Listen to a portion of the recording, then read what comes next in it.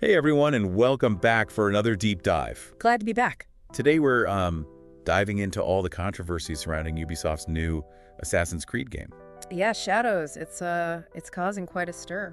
It really is, even before its release. Exactly. We're seeing accusations of historical inaccuracies, Oh yeah. a potential hidden agenda maybe, and even some are saying a corporate takeover plot. It's a lot to unpack. It is, and that's exactly what we're here to do. Absolutely. So by the end of this deep dive, you'll have the full picture. The controversies, the evidence, and all the different perspectives. Right, and we've got a ton of sources to help us with this. Articles, YouTube videos. We even got our hands on some leaked internal documents. It's going to be a wild ride. Buckle up. So think of us as your guides through all of this. Helping you separate fact from fiction. And ultimately come to your own conclusions about the game. And the direction Ubisoft seems to be taking. All right, so let's set the stage for this one. Okay. Assassin's Creed Shadows drops us right into feudal Japan. Right, during the Sengoku period. A time of constant warfare and political turmoil. We're talking legendary figures like Oda, Nobunaga, epic battles, enough betrayals to make your head spin. Yeah, it's a really intriguing backdrop for a game. Definitely. But this is where things start to get a little interesting. Okay. Ubisoft has chosen dual protagonists for this game. And these choices have really ignited the controversy. Exactly. Yeah. So we have Yasuke, a historical figure of African origin. And Naoi, a female shinobi. Each of them has become kind of a lightning rod for all this controversy. Especially Yasuke, his inclusion has triggered a huge debate. Of his actual role in history and his status. Right. Was he really a samurai like Shadows portrays him? Or is that a misrepresentation of history? That's the big question. Yeah, and some of the sources we dug up really dive into this. Oh, yeah? There's this Japanese YouTuber who pulls from historical documents. Like Jesuit annual reports of Japan? Right, and those suggest that Yasuke was more of a spectacle because of his unique appearance. More of a curiosity than a high-ranking warrior? And there's even a mention of Oda Nobunaga assigning guards to escort Yasuke around the city. Because people were so fascinated by him. Yeah, by his skin color. It's a far cry from that image of the battle-hardened samurai we usually see. Right, and that discrepancy has led some people to accuse Ubisoft of twisting history. To fit a specific narrative. And it's not just Yasuke's role either. Right. There are also concerns about Ubisoft imposing modern-day values onto him. Like the inclusion of same-sex romance options. Yeah, and this has sparked outrage among some Japanese players. They see it as completely anachronistic. And disrespectful to their culture. It raises the question, is this genuine representation? Or is it prioritizing a certain agenda over historical authenticity? Tough question. And we can't forget about that leaked internal call script from Ubisoft. Oh yeah, that adds fuel to the fire for sure. It instructs employees to deflect criticism about Yasuke's samurai status. By emphasizing the game's commitment to inclusive representation. Which makes some people think that Ubisoft is pushing a particular agenda. Absolutely, and that brings us to our other protagonist, Nao, the female shinobi. Right, her portrayal has also drawn a lot of criticism. Mainly for potential historical inaccuracy. Yeah, there's a lot of debate about the role of women in Japanese warfare during this time. Especially the romanticized image of the female ninja. Right, the sources we found go into detail about how that clashes with the historical reality. One example, though we can't get into specifics, is the Nao book series, which really dives into the very different lives women lived during that era. And it really highlights the tension between creative freedom and historical responsibility. Especially when dealing with a culture that's not your own. Yeah, it's a delicate balance. And all these individual controversies around Yasuke and Nao. They feed into this larger debate about Ubisoft's direction as a whole. Right, we're seeing accusations that they're prioritizing diversity and inclusion. Over historical accuracy. That's being called a woke agenda. At the expense of the game's integrity. And the evidence goes beyond just Yasuke and Nao. Well, for example, the inclusion of hip-hop music in the game. Totally anachronistic. Right, completely out of place for the setting. Definitely raised some eyebrows. And then there's that controversial collector's item. The destroyed Torii Gate. Yeah, some people are comparing it to the one destroyed in Nagasaki. Which is a really sensitive topic. And some argue that its inclusion is insensitive and exploitative. It feels like every decision Ubisoft made with Shadows, from the protagonist to the soundtrack, is being looked at through the lens of this woke agenda. And it's amplifying the debate. Creating a lot of distrust between Ubisoft and some of its players. And this is where things take a turn for the conspiratorial. Oh boy. There's a theory going around that Tencent. The Chinese tech giant. Right. And an investor in Ubisoft might be intentionally influencing Ubisoft's decisions. To weaken the company for a potential takeover? Hold on, this is where we dive into the deep end, right? Yeah, this Tencent takeover theory, it's like something out of a movie. It really does sound like a corporate thriller. But we'll get into the evidence for that in a bit. Okay. But first, let's take a closer look at the concerns about Ubisoft's work environment. Okay, so we've got these claims from anonymous developers. About a toxic atmosphere at Ubisoft. Heavy reliance on outsourcing. And a workforce full of inexperienced DEI hires. Now, for those who aren't familiar with that term, DEI hires. It refers to individuals who are hired primarily to fulfill diversity quotas. Potentially at the expense of experience or skill. And these claims suggest that Ubisoft might be prioritizing specific hiring practices Over actual talent and experience. which some argue could be contributing to the decline in the quality of their games. And there are even developers who say that their concerns about shadows were completely ignored. Possibly because of influence from Tencent.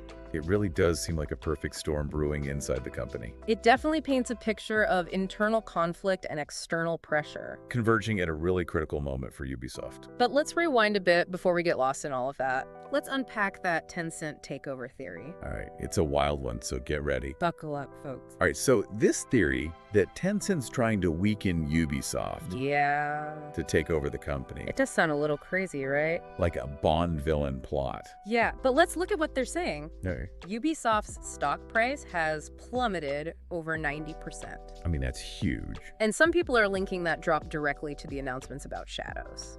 And then we have AJ Investments, Another investor in Ubisoft and they've publicly accused Tencent. of orchestrating Ubisoft's downfall. Wow, they even called for the company to be sold? Talk about a bold move, right? Publicly accusing another investor of sabotage, They're claiming that Ubisoft is undervalued, and that Tencent is taking advantage of the situation. basically trying to buy him out on the cheap, And some sources are even saying that Tencent pushed for Yasuke as the protagonist knowing it would cause controversy. and drive the stock price down even further. If that's true, that's pretty sneaky. Yeah, almost Machiavellian. But we gotta be careful not to jump to conclusions. Right. We're not here to spread conspiracy theories It's just laying out the information. and letting you, the listener, decide what to make of it. Exactly, but it's definitely a fascinating piece of the puzzle. Oh, yeah. Especially when you consider how long Shadows has been in development. It's been almost 10 years, according to some reports. 10 years. Even with them reusing assets and animations. It's like they were headed for development hell.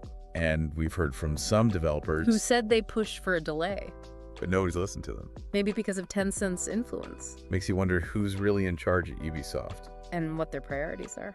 It's a messy situation for sure. Yeah, speaking of messy situations. Let's go back to those claims about Ubisoft's work environment. Right, those anonymous developers talking about a toxic atmosphere. Reliance on outsourcing. And a workforce full of those inexperienced DEI hires. It's a serious accusation. Basically saying Ubisoft is prioritizing diversity quotas, Over talent and experience. which could be contributing to a decline in the quality of their games. One source even said that if most of their team was fired, it wouldn't affect development. Wow, that's a pretty damning statement. Makes it sound like they have a lot of dead weight. Or maybe a mismatch of skills and responsibilities. It's like they're forgetting what made them successful in the first place. Making great games. And it's interesting to compare Ubisoft's struggles to a studio like From Software. The developers behind Elden Ring They seem to be thriving recently increased employee and salaries. seem to have a much healthier studio culture. Makes you wonder if Ubisoft's problems are really financial. Or if it's more about bad management. And poor creative choices. Are they chasing trends instead of focusing on what their players want? It's a good question to think about. And speaking of trends, it seems like Ubisoft's trying to do some damage control. Oh yeah. They announced that the Assassin's Creed 4 Black Flag remake. It's coming sooner than people think. Is that to distract from all the Shadows controversy? Maybe they're trying to dangle a beloved classic in front of fans. Remind everyone of their past successes. Could be. And they're also bringing Assassin's Creed Mirage to Steam. Trying to win back PC gamers Who prefer that platform, could be a way to boost sales. especially if they're expecting lower sales for Shadows. Yeah, and speaking of Shadows, They canceled the 3-day early access. for the people who bought the more expensive versions of the game, Like they're worried about negative reviews? doesn't sound like they have a lot of confidence in the final product. And they even canceled the Season Pass model. And reduced the price of the collector's edition. Are they expecting lower sales than they initially thought? Seems like they're trying to downplay expectations. It all adds up to a picture of a company in damage control mode. Trying to regain their footing. So, after diving into all of this, The controversies, the theories, what does it all mean for Ubisoft? and the future of Assassin's Creed. That's the big question. And we'll explore that in the final part of our deep dive. We'll look at the potential consequences. The role of all these external pressures. And what lessons can be learned from all of this. So we really went deep on this one, huh? Yeah, we did. All the controversies and the evidence and the theories. A lot to take in. What's the takeaway here? I think Shadows has kind of become like a Rorschach test for the gaming community.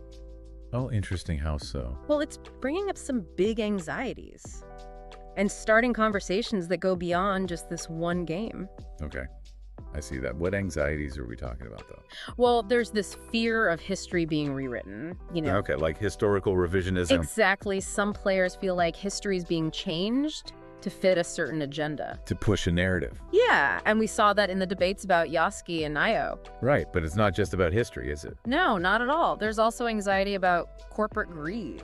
And bad management? Yeah, players worry that companies are putting profits over quality. Sacrificing good games to make a quick buck. Right, and then there's the whole debate about diversity and inclusion. We saw those accusations about a woke agenda driving creative decisions. And potentially pushing away core audiences. So it's like all these different anxieties are swirling together. Creating this perfect storm of discontent. And Shadows just happens to be at the center of it. Right, for better or for worse, it's become a symbol of what some players feel is going wrong. With the industry as a whole. Yeah, but we should be careful not to overgeneralize from this one case. True, true. So what can we actually learn from all of this? What are the big takeaways? Beyond just Assassin's Creed Shadows. I think one big thing is open communication. Between developers and players. Yeah, Ubisoft seems to be having trouble explaining their vision. In a way that makes sense to people. Right, they're coming across as defensive. Even evasive? Which just makes people more suspicious. Yeah, feeds right into those concerns about hidden agendas. Exactly. Gamers want to feel like they're being heard. That their concerns matter. And when they don't, it creates this breeding ground for conspiracy theories. And accusations of bad faith. It's like they're just digging themselves a deeper hole. So the big takeaway is more dialogue. More transparency. Not just PR spin. Real, genuine engagement. Building trust with the players. Showing them respect. And I think another takeaway is balance. Balance. Yeah, between creative expression and historical accuracy. Between inclusivity and authenticity. It's not about choosing one over the other. Right. It's about finding a way to make them work together. Thoughtfully and respectfully. Recognizing that there are many ways to tell a story. Many ways to represent history. And being open to the idea that your own perspective isn't the only one that matters. Humility. Yeah, something we could all use a bit more of. Especially in today's world where everyone's so quick to judge. To take sides. We shut down any chance for real conversation. Or learning from each other. We get trapped in our own echo chambers. And that's why this whole Shadows thing is so important. It forces us to actually confront these issues. To think critically. To question our own assumptions. And to consider other viewpoints. In the end, it's up to each of us to decide what we believe. To draw our own conclusions. So as we wrap up this deep dive, we leave you with this. How do you navigate these complex issues? History, creativity, representation. What values guide your own judgments? And what lessons do you take away from this whole Assassin's Creed Shadows saga? It's something to think about. That's all for this deep dive, folks. Thanks for joining us in this one. See you next time. We'll be back soon with another fascinating topic and more sources to explore. Until then, keep thinking critically, keep questioning, and keep the conversation going.